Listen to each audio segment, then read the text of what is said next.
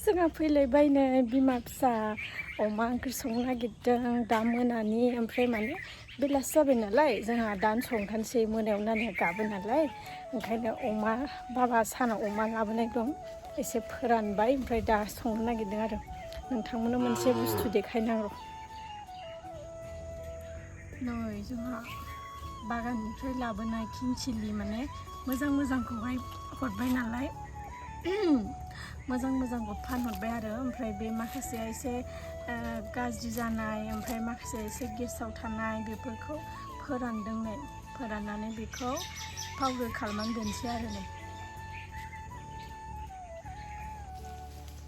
ओमफ्राय नै आङो संनो स्टार्ट खालामबाय फार्स्टआव आलुखौ संग्रोनोसै जोंहा मामिया दा बेदर जाथ'वाखै नालाय ओंखायनो आलुखौ संग्रोनानै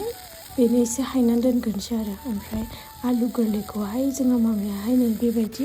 बिगुरैनो संबा गोथाव मोनो नालाय ओंखायनो बिदि संदों आङो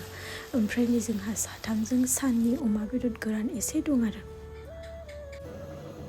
मा नों सिलि मोनबाय मा सिलि मोनबाय नोङो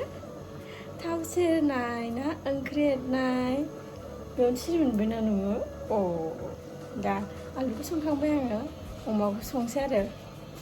मामियाबो सिरि मोनबायनो दा जोंहा ओंख्रियानो जाबायानो अमा एवबाय अमा एवनायाव टमेट' एसे होनोसै ओमफ्राय आलु ओंख्रिखौ मिक्स खालामनानै टमेट' आलु अमा बिदि मोनसेल' संबाय आरो ओमफ्राय नै सानाबो माला खोमसि जाबोबाय आरो बेलासियाव संबाबो मोनालायबाय आरो ओमफ्राय जाबाय नै ओंख्रिया दा नानिखौ फुदुंफिनसै ओमफ्राय जानोसै आरो